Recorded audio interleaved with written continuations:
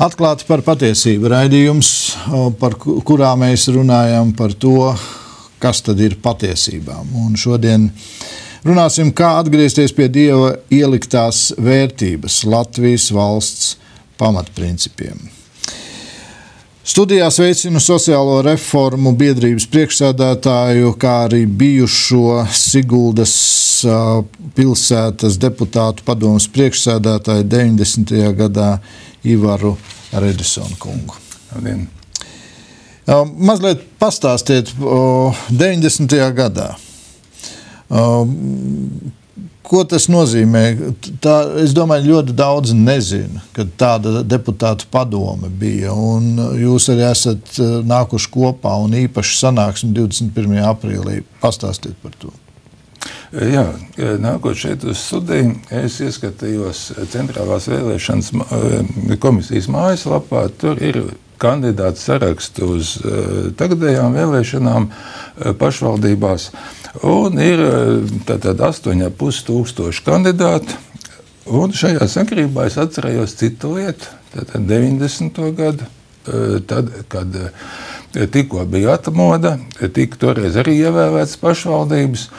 Un, ziniet, vienā Daugavas stadionā, kur notika visu Latvijas vietējo deputātu sanāksmē, piedalījās 8086 deputāti, nevis kandidāti, bet deputāti. Un jūs varat iedomāties, vai ne, cik toreiz vēlēšanās bija uz to vienu vietu.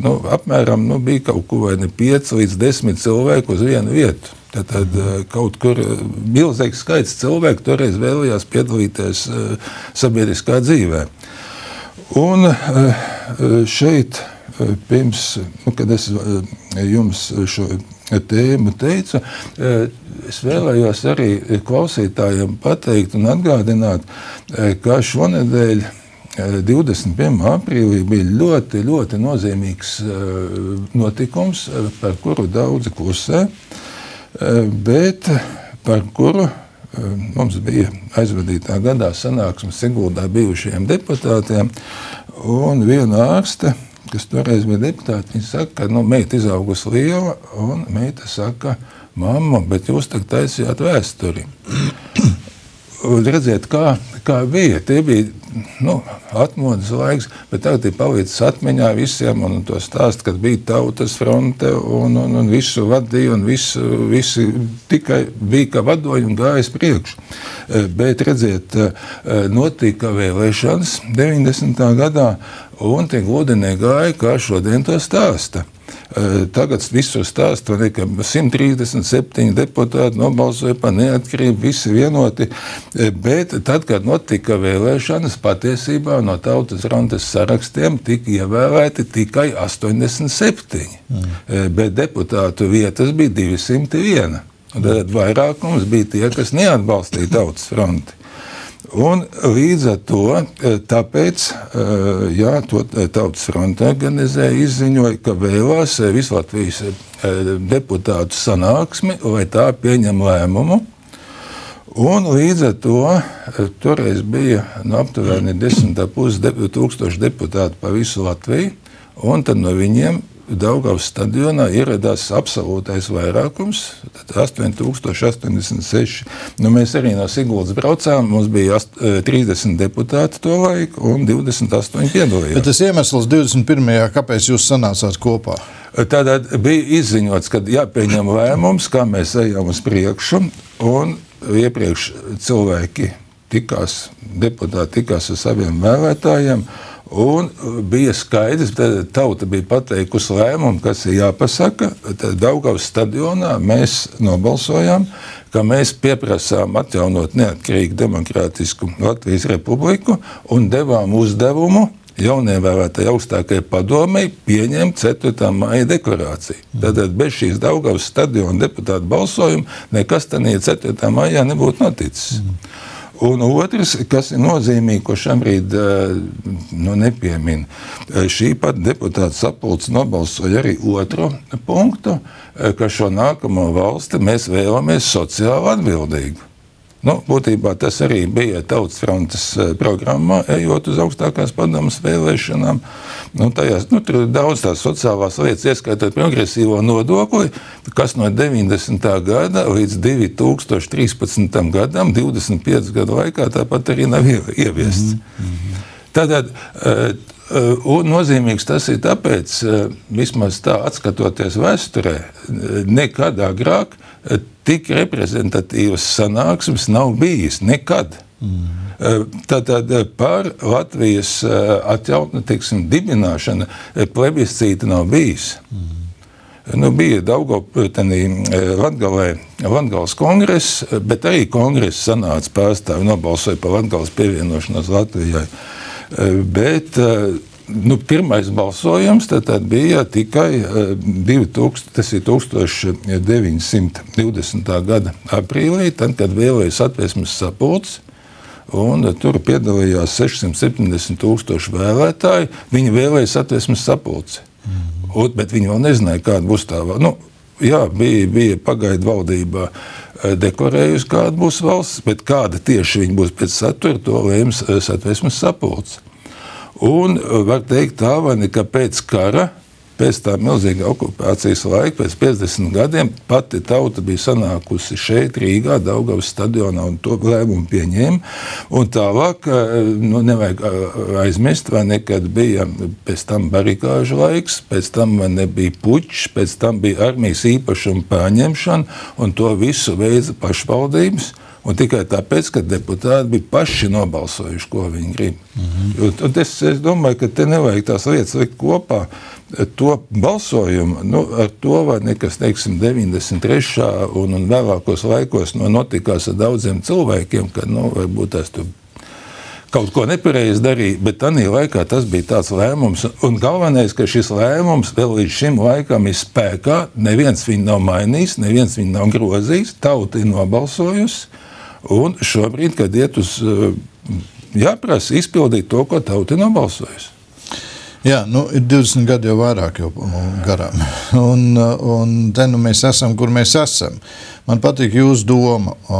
Mūsu posta cēlonis, lepnība, pārmēru paštaisnums, negribēšana neko dzirdēt.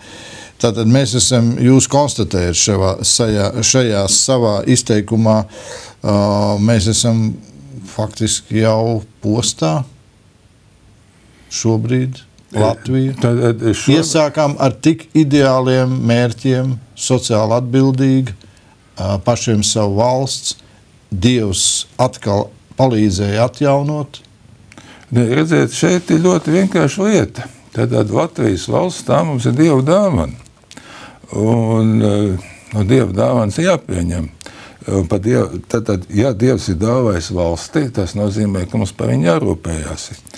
Un šeit, te varbūt daudz man nepiekritīs, bet es nodalītu tā, kad slikta valdība, ka tā ir pusbēda, bet lielā bēda ir tā, ka katrs sevi saka, ka tā nav mana darīšana, vai ne? Kad kopumā neprasa, vai ne, lai tā valdība rīkotos savādāk. Tā ir tā lielā bēda, un man šķiet, vai ne, ka viņi ir gan no nezināšanas, bet lielākais tiešām ir šī lepnība. Es atvainojos. Ņemsim konkrēts piemērs. Sāksim no tā paša sākuma. Visas mūsu lielie uzņēmumi, kas viss bija valsts īpašums. Tagad iesim tālāk. Katrs uzņēmums tika privatizēts. Un tālāk, ko tad mēs cilvēki, kas pie tās privatizācijas nepiedalās, ko tur varēja ietekmēt? Ko tur varēja izmainīt, ko tur varēja prasīt? Piedošana, tur bija viens slānis, vairāki slāņi, jeb visu šo 20 gadu garumā. Viņi ir tie, kas ir visu to paņēmuši sev un iztērējuši. Pie tam tas, kas piederēja mums visiem. Mēs nācām ārā no sociālismu. Mēs neatbalstam sociālismu. Ja, bet tagad mēs bijām faktiski apmēram tā kā ebreju tauta izgāja no Eģiptes. Zelts ir viss iedots līdz, redz, kur sāciet jaunu dzīvi. Ko Izraēla tauta darīja? Sāka būvēt sev elka dievus. Nu, šeit jau notika līdzīgi. Tad 1990. gadā tautas īpašums tika lēsts uz $78 miljardi vērtībā. Ieskaitot zeltu, kas bija ārpusē. Jā, kopumā es tev aprēķinos nepiedalījos, bet tas bija tautas kopējais īpašums.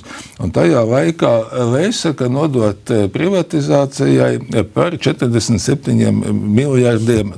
Teiksim, dolārs par šiem laikiem reizes 50 vai ne zaudējis vērtību. Būtībā dolāram vispār nekāda seguma nav. Bet toreiz tā bija reāla manta. Bet šeit, ziniet, es nevisai piekristu, ka meklēt vainīgos. Tad ir nevis vainīgie, bet atbildīgie. Es atceros to laiku no privatizācijas, es arī maz ko sapratu. Redzams bija, ka kaut kas notiek netaisnīgi, bet jautājums ir cits, vai ne, ka tanī brīdī, kad saprat, kas tur ir noticies, kāpēc neizmanto likumu un neprasa to, kas pienākās. Šajā gadījumā konkrēti par šīm sociālām lietām. Izstāstīšu, vai ne, kad tas man nav bijis dzīves aicinājums sociālās lietas. Bet tā sagadījās, un es būtībā šobrīd ticu, ka tā bija Dieva vadība, kad it kā sagadīšanās dēļ iestājos maģistratūrā mācīties sociālo darbu. Un būtībā piespiedu kārtā iepazinos ar dokumentiem, likumiem, un kam ir vai ne laiks 2 gadus veltīt tādām studijām, vai ne? Nav nevienam. Un tagad šobrīd man tas ir jāstāst. Un, redziet, skatoties tos likumus atpakaļ, tika Saeima pieņēmusi lēmumu, ka 5% no privatizācijas jānovirza pensiju uzkrājumā. Un, ja mēs tā vienkārši saliekam ciparis kopā no 27 miljardiem, 5%, tad 10% būtu 2,7, puse, tad 1,35 miljardi. Vajadzēja būt pensiju uzkrājumā. Tad reāli bija kaut kur 28 miljoni. Jā, šīs summas neredz. Bet Pareks bankā jau ieguldīja 1 miljārdu. Jā, tur var dažādi, bet tagad jautājums, vai ne, kad, ja tas ir redzams, tad kāpēc cilvēki nesaka, lieciet atpakaļ? Tad ir aprēķini redzami, ja? Ir redzami, kur tas palicis, ja? Ir pieņemt lēmumu, ka tam ir tā jābūt. Ko jūs domājat, kāpēc cilvēki nesaka? Jo, piedodiet, daudzi nesaprot vispār vārdus, ko nozīmē konsolidācija. Daudzi nesaprot to, kādā veidā tiek sadalīta nauda. Daudzi nav pat notvēruši to momentu, ka vienā katlā, jeb vienā makā tika sapludināts kaut vai tie paši ceļu fondi. Kāpēc mēs ceļu budžets? Kāpēc mēs joprojām maksājam milzīgus procentus akcijas nodokli par degvielu? Plus vēl PVN. Un kāpēc mēs braucam faktiski pa mēnesi virsmu? Man šķiet tā, vai ne? Te varbūt es atgriezīšos pie tiem 90. gada. Un kā veidojās mūsu valsts? Tātad šobrīd internetā ļoti daudz informācijas pieejamas, un es lasīju, kā tika veidojušās brāļu draudzes, kāds bija stāvoklis Latvijā pirms 250 gadiem. Un tā vienkārši to savalkot, garlības Meķels apraksta, ka latvieši nodzērušies, galīgi ļoti nesimpātiski izskatās. Bet izrādās, ka paralēli turpat Vidzemē bija šīs brāļu draudzes, atbraukuši bija misionāri no Henhūdas un pateica 3 vienkāršus vārdus. Tātad Dievs mīl arī latviešus. Un tāds zirgs aizgāja, un pēc skaitļiem brāļu draudzēs Vidzemē bija apmēram 5000 cilvēku. Bija sajietinām visur, vai ne, pa visu Vidzemi jūs brauciet, ir ceptu sajiešana un citi nami palikuši. Tātad to laik, tajos briesmīgajos cara laikos, apspēšanas laikos cilvēki nāca kopā, runājās un bija apzina tā, vai ne, ka Dievs mūs mīl, mēs esam tādi paši cilvēki kā visi citi. Un pat, teiksim, Kauguru nemieri 1802. gadā, tas arī brāļu draugu cilvēki tie bija, kas teica, mēs esam tādi paši kā citi. Un saprotiet, tātad šie gaišie cilvēku mazākums gāja cauri laikam, un tie, kas dibināja Latvijas valsts 1918. gadā, gaišie cilvēki lielākā daļa nāca no brāļu draudzēm. Un ne jau velti, vai ne, mums ir himnā Dievs svētī Latviju, tie pamati. Un 1990. gadā arī, kas notikās, cilvēki negāja vai ne pēc amatiem, bet nāca kopā un runāja, kā mēs risināsim lietas, savas tur uz vietas, jā, un, teiksim, kad Latvija būs neatkarīga, sapņot jau sapņoja, vai ne, bet, zināja, kāds spēks stāv pretī. Un tad tas bija tas tālais mērķis, bet runāja par konkrētām lietām, kā sakārtot, kā pārkārtot visu. Un man ir tāda ticība un pārliecība, ja mēs sāksim nākt kopā un runāt savā starpā, vai ne, tad ātri atradīsim, un tad arī šī neticība pazud. Vienkārši ir tagad tik daudz apkārto māņu, tik daudz televīzija, visu kaut ko rāda, un ziniet, tas jau nav nejauši. Ļoti daudz, jūs tik sātani zinat, vai ne, un nav viltīgāk par viņu, un pasniedz visu kaut ko, ne jau tikai kārdinājums, vai ne, bet iepako arī tādas citas lietas. Atgriežoties pie mūsu jautājuma, kā atgriezties pie Dieva ieliktās vērtības, Latvijas valsts pamatprincipiem? Jūsuprāt, šodien būtu tas galvenais nākt kopā un par to tikai runāt? Nē. Tātad jāatcerās, vai nekad vienu reizi 1990. gada 21. aprīlī tauta bija nākusi kopā fiziski Daugavas stadionā. Pēc tam notika balsojums 91. gada 3. martā. Bija pa starpu miljonus parakstu savākt uz Kremlu aizvest. Tātad fiziska darbība notikās. Un šeit mums ir jāzina, vai ne, uz ko tad orientēties. Un ir tāda galvā putra, un visi sauc, vai ne, tur tādi noteikumi, šitādi noteikumi. Ziniet, ir mums jāatgriežās pie satversmes, ir mums pieņemta laba satversme. Šeit es nepiekrīstu tiem, kas visu laiku stāsta, ka satversme jāpārtais.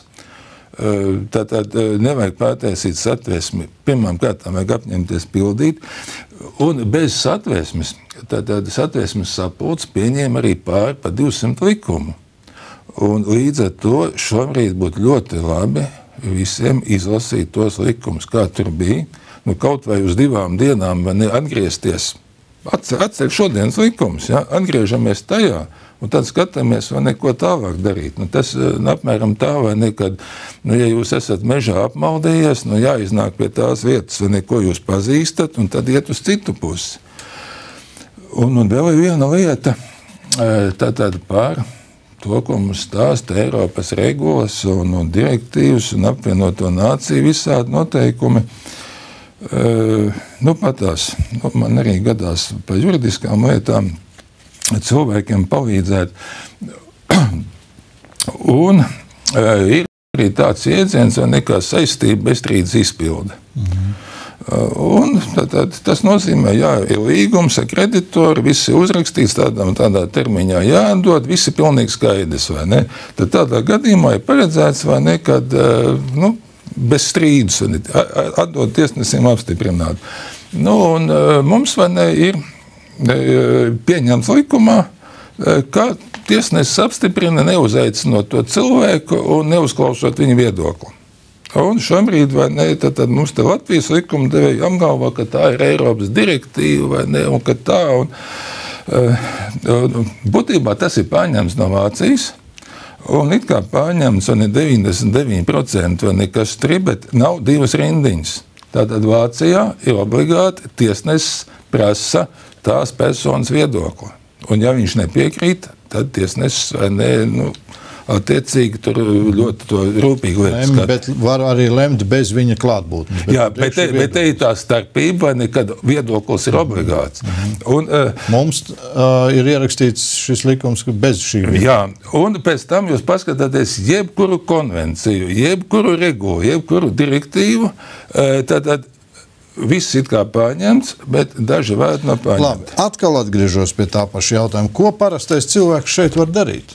Viņš nemaz nezina. Jūs kā jurists esat saskāries ar šo jautājumu. Man, piemēram, arī tas ir jaunums, ko jūs nu pat sakat. Es nemaz nezinu, kas tur ir pieņemts, kas tur ir pārņemts un kas nav ierakstīts. Un tad ko lai es, jeb vienkārši cilvēks, jeb pat visa tauta, ko lai viņa dara? Ļoti vienkārši atkal risinājums. Tātad mūsu Saeima pati ir negribot uzlikusi sev žņaugus.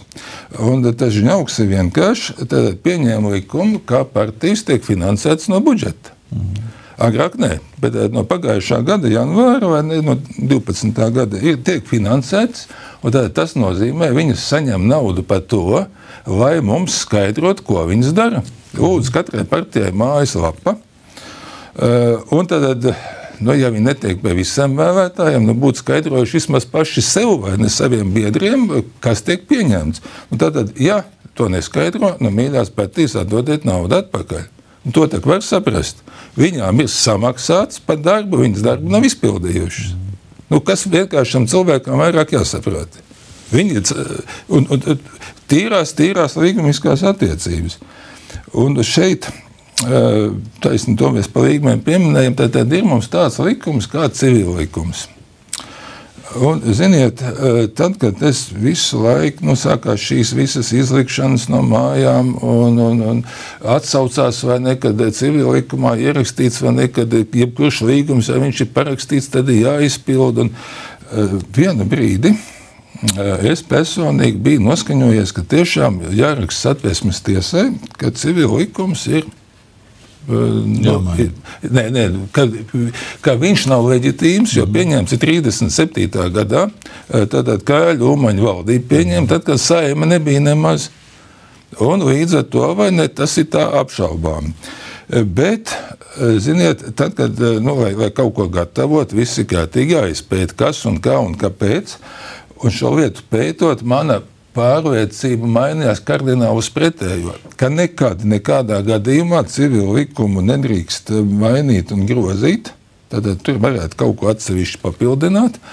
Un kāpēc? Viņš sakņojās mūsu tautā, viņam ir vairāk 100 gadu vēsture šim civilu likumam. Viņš nav jauns, tad 37. gadā tika uztaisīts apkopojums. Un izrādās vēl kas, vai ne? Tad, kad Pēters pirmais iekaroja šeit Vidzemi, Kurzeme netika iekarot, Kurzeme tika pieprecēta pēc tam vēlāk klāt. Un šeit Pēters pirmais nāca, vai ne, pēc Vidzemes baronu uzaicinājumu. Un viņš bija apsolījis, ka baroniem atstās pilnu rīcības brīvību, jo viņam nepatika Zviedrija tajā laikā.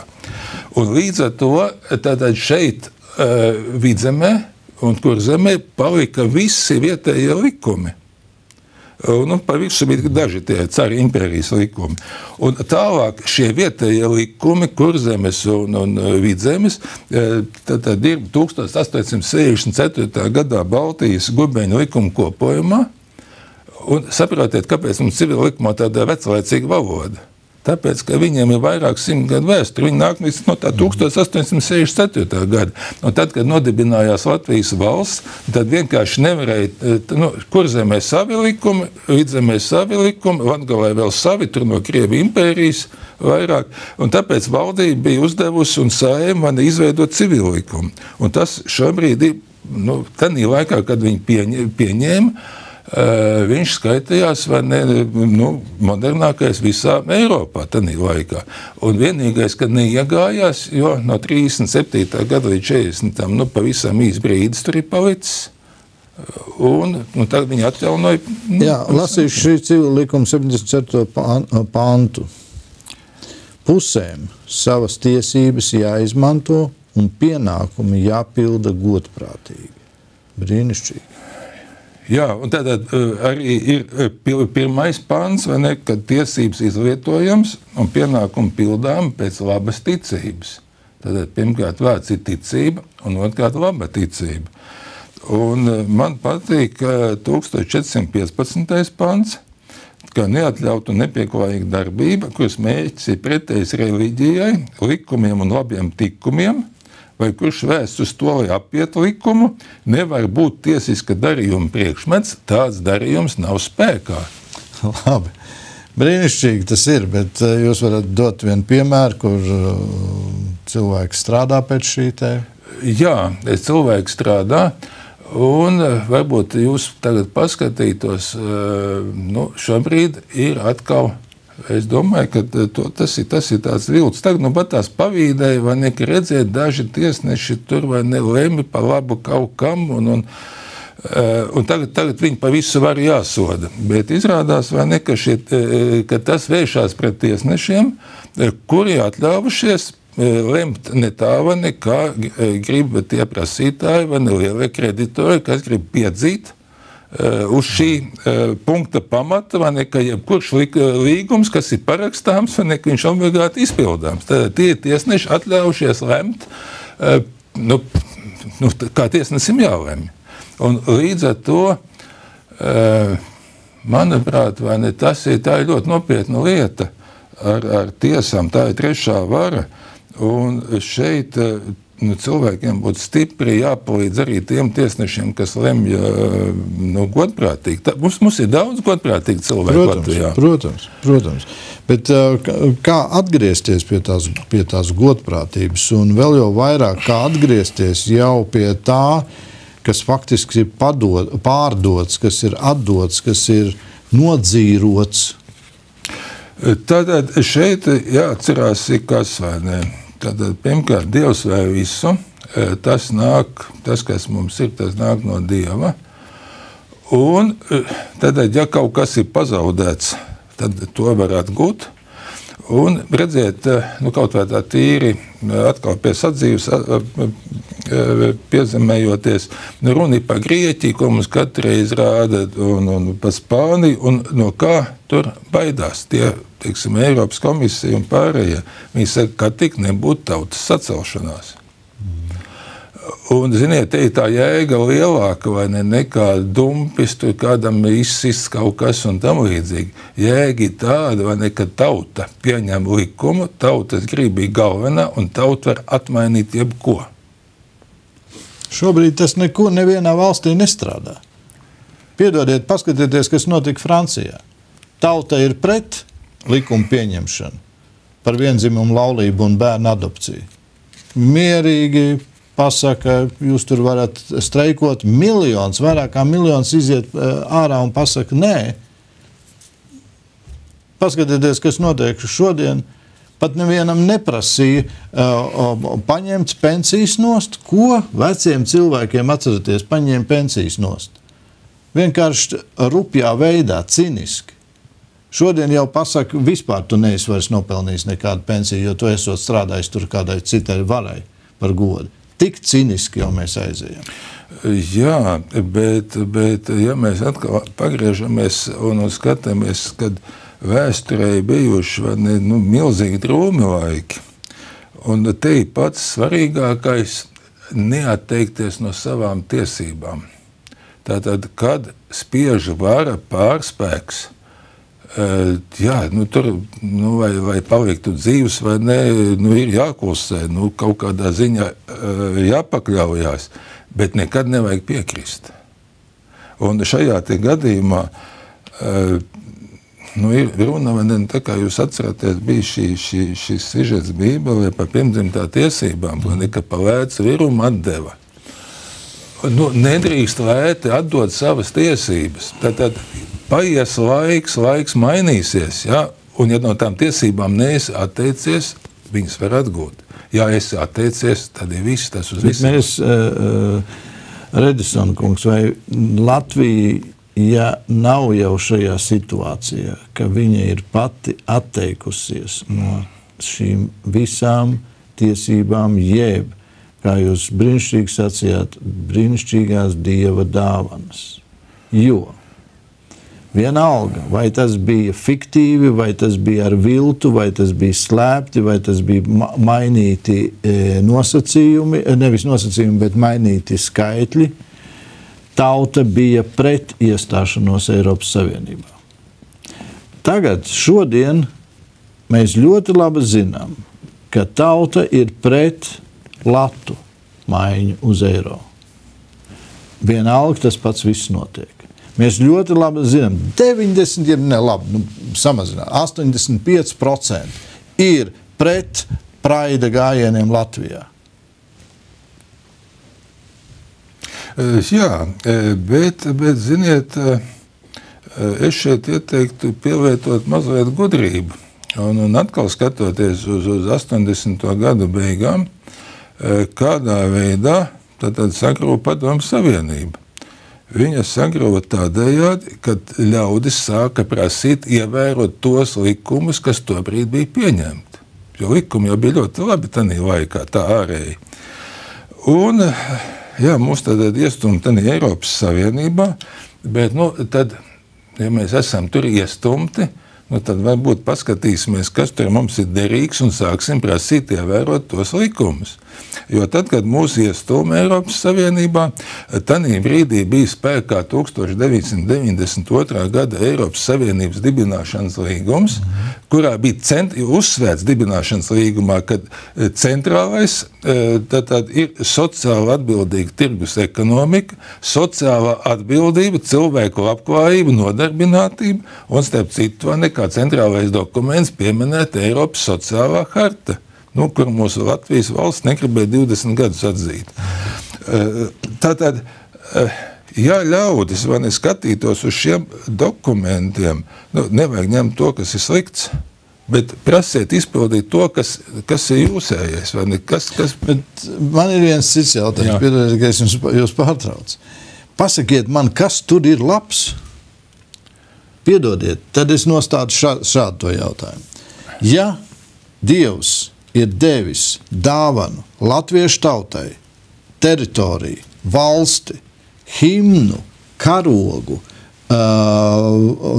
kas ir faktiski brīnums mazai tautai, savu teritoriju, savu himnu, savu valūtu, savu valodu. Piedodiet, ko mēs meklējam kolhozā? Ko mēs meklējam kaut kādā, es nezinu, izvirtušā sabiedrībā? Ko mēs tur meklējam? Te jau tad ir jāskatās, ne jau ir vaina Dievā, ka Dievs tagad ir atļāvis to, bet vaina ir mūsos pašos, kad redz, kur ir skrējuši, jeb vadoņos, kuri ir mūs ieveduši iekšā.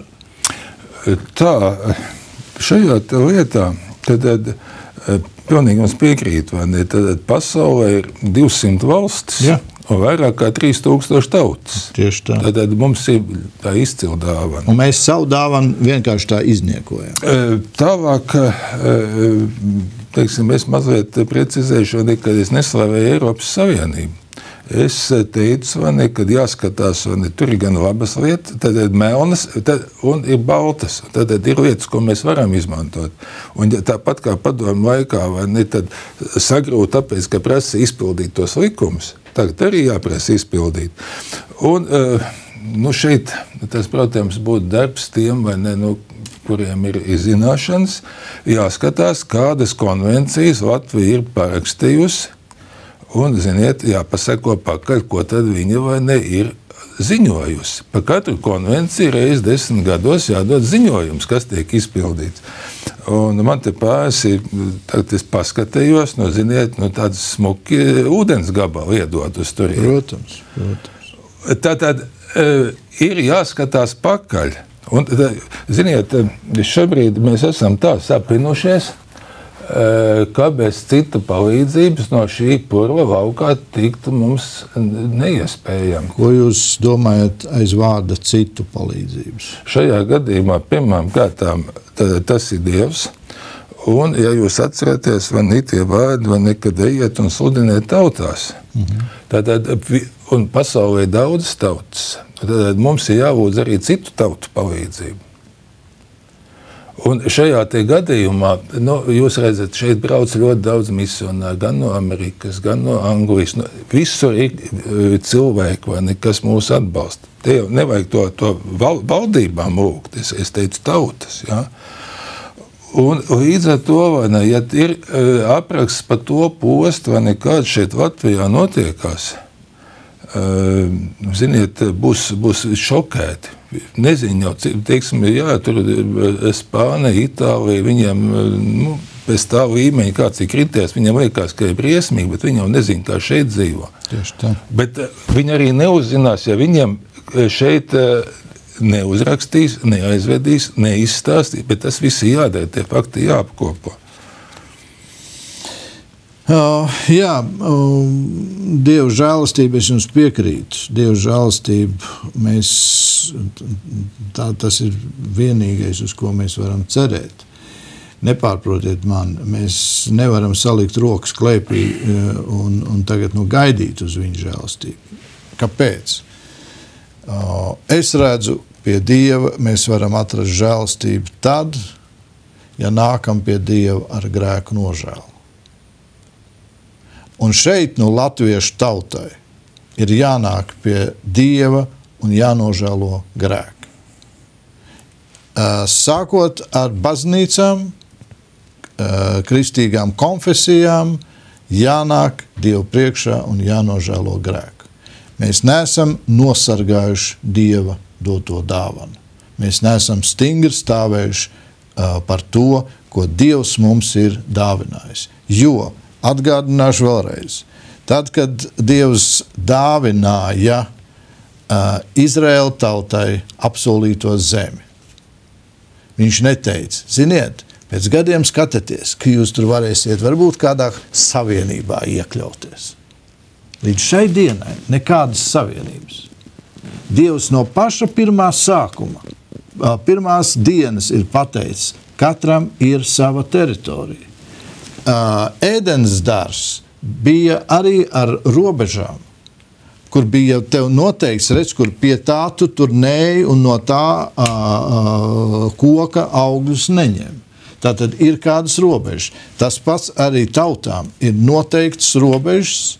Un paskatieties, ko tad cilvēks grib savienību turēt. Un kas tad bija pirmā savienība? Bābele. Sanāca kopā. Un tagad domāju, mēs tagad uzbūvēsim. Un redz, kur ir? Bābeles atveids ir šobrīd Eiropas Savienības parlamenta ēka. Bābeles torņa atveids. Paskatieties veco vecmeistara gleznu, kur ir attēlot Bābeles tornis, un pēc šī vecmeistara gleznas ir mūsdienu arhitekts paņēmis un visu uzbūvējis parlamenta ēku. Faktiski simboliski parādot to, ka mums nav vajadzīgs Dieva principi. Un žēl, ka latviešu tauta skrien līdzi šiem te absurdiem, es pat gribētu teikt tāds burkāniņiem, ko pa priekšu mums kaut ko rāda, bet nekad tu to burkāniņu nesasniegs, jo tikai tāpēc, ka tas burkāni nesējs jau ir sen jau gabalā. Un mēs lēti noticam. Un nākošais mums ir jāatgriežas pie Dieva un jāsaka, kungs, piedod. Mēs lūdzam tavu žēlastību. Kāda tā žēlastība būs? Vai atgriezīs atpakaļ latviešiem teritoriāli, ka viņi ir, kā Latvija, suverēna, neatkarīga, tā kā mums bija 90. gados. Nezinu, es neesmu tik ticīgs, tik optimistisks, savādāk kaut kādā veidā. Jā, Dieva žēlastība ir arī trimdā. Es šeit gribētu papildināt par vienu lietu. Tātad kāpēc mums ir slikti? Mums ir slikti tāpēc, ka mēs savas pilnvaras atdodam citiem. Paši nerīkojamies.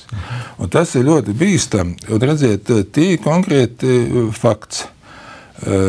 Man lieta tiesā tur ir. Un, cilvēku vietā parakstīts ar pilnvarojumu. Nu, un es sāku skatīties, pētīt likumus, vai ne, kādos gadījumos ir iespējams vai ne to pilnvarojumu apstrīdēt.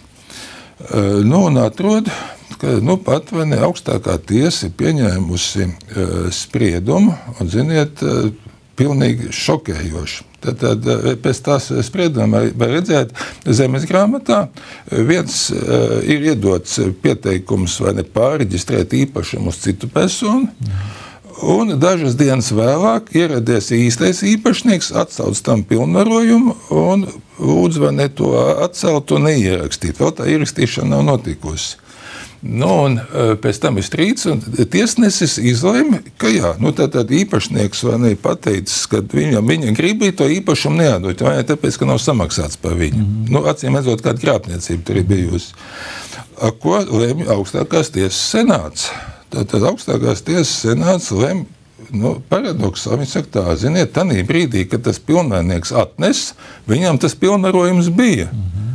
Un līdz ar to atsaukt viņu nedrīkst un atceļ to tiesnešu lēmumu.